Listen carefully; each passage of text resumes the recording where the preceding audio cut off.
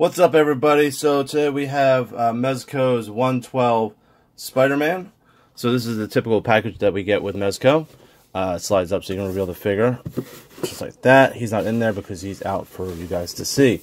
So on the back it shows you a couple of poses that they show that you can do with the figure itself, and all his accessories. Okay. Typical stuff. Let's start off with the base. Get that out of the way. Nice Spider-Man logo that you see on his back. Alright, throw that down so we can put our Spider-Man on him. Alright, so I'm just going to stand him up for a second while we go over the accessories first. Then we get to the main man. Alright, so let's get him in shot. There we go. Get it nice and close so you guys can watch him. There you go. Okay, so first things first, we get a second head. More of a squinty-eyed look. Always nice when they give you a second head. I'm just going to put him out there. There you go. Alright, so we get classic fists. Easy peasy with that. We get two of those. One of those is already on his hand. The other side of it is a open hand. Well, kind of an open hand, but it's more flexible, so you can put a web inside it. I'll show you that in a minute. You get your fun web shooting hands, which I will also show you the mechanic with those in a minute as well. Just show you one so you guys can see it. There you go. And you get two, as I would like to call them, splayed hands, or in this case, web crawling hands. You get nice arched fingers on one side. So let's see, there you go, arched fingers. And on the other one, it's more of a flat, what you typically see in the splayed hands, the open hand. Okay, so we'll go over the webs, and then I'll show you how they work. And then I will show you the figure itself, the main event. Okay, so the first one is a short web shooter with a small web ball at the end. The second one that you get is similar to the first, a little bit longer. Web ball is a little bit larger. After that, you get basically a more of a tendril web. Okay. And the last one is more of a going to grab something web. And then you get a flexible web line. Sorry for the throat allergies. Alright, so you got the web line, which works with the flexible hands to grab it. This also could probably be wrapped around somebody. You want to show that he webbed somebody up. Fun stuff. Okay. Let's get to the main event. Let's get to the guy, and then we'll show you how the accessories work with him. Alright, so here is the beautiful Spider-Man head that you get. Done very well. Let's go over what's plastic and what's fabric. We got plastic feet, plastic fists, plastic head, plastic neck. All the rest is covered in fabric. Oh wait, no. Caps are plastic too. And so is the forearm, as you can see. So it's the forearm that goes into there, which meshes really well. Like, I didn't really notice it. Like, it's easily seamless down here with the boot and the shoe, and even more so on the arm.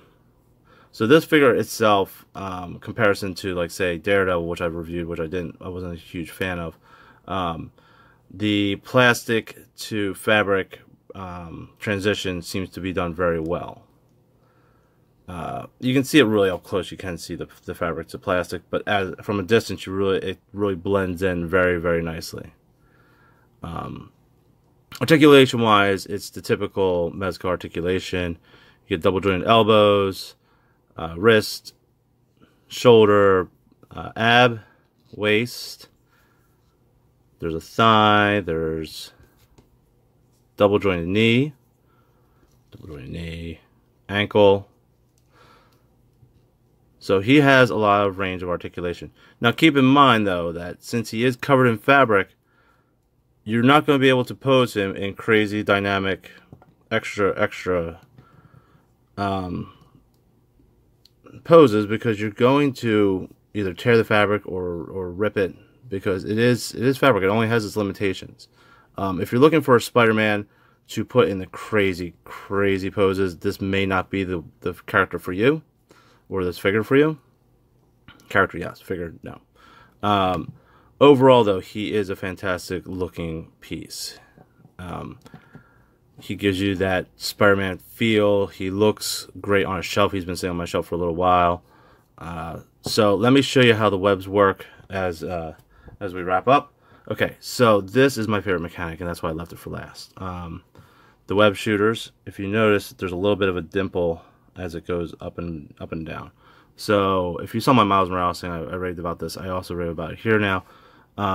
The webs go into the hand. So it goes like that. The little ring goes inside the hand, and it disappears. So you have this web line. Now, if anybody knows anything about Spider-Man, if you're watching this, you probably do, that his web shooters are underneath his costume, and there's just like basically a little funnel that comes out from his wrist that shoots out the web. So that is perfectly illustrated by this, and I can't imagine anybody doing it better than this. This is a fantastic way to do Spider-Man's webs. There's no ring around his wrist that you can see the web.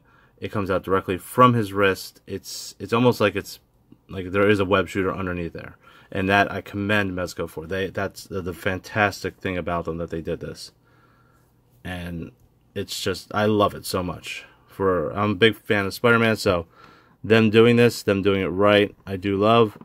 I will give my one critique at the end as well. There is one thing that kind of tweaks me, but the web line, which I really don't use, but it's nice that they gave it. We would use, let's swap out the other wrist. We'll put one of the flexible hands in there. So with the other wrist, or with the other hand, you can fit the web line in there if you choose to.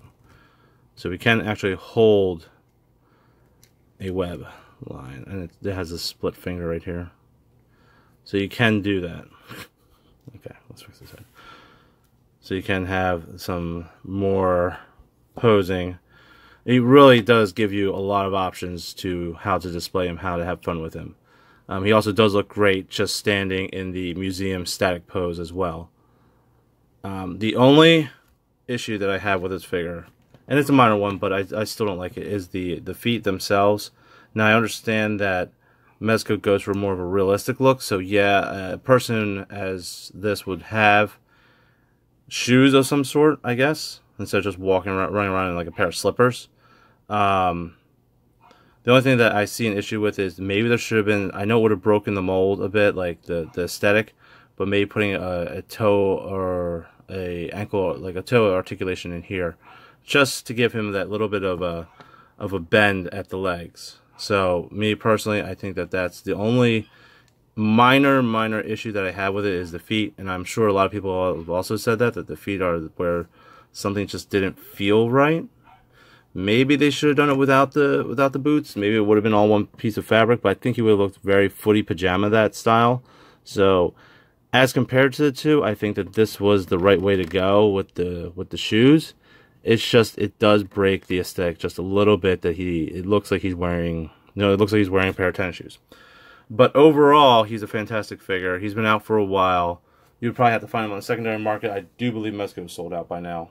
If not, that would be surprising. They only do limited runs of these things. But overall, an A+ figure, shoes, withstanding. I do love this figure so much. He will always stay in my collection. He's a definite keeper. They do have a movie version coming out, which looks even more phenomenal than this one. So if you missed out on this one, you can try to get in on that one. I'm sure they'll do other Spider-Mans in the future. He's an iconic character that they can easily make money off of, so they will probably make more. I hope they don't flood the market, because people get tired of it, and then it's a balance that they need to do. But overall, A+ figure from Mezco, and that's it. I'm out. See you guys.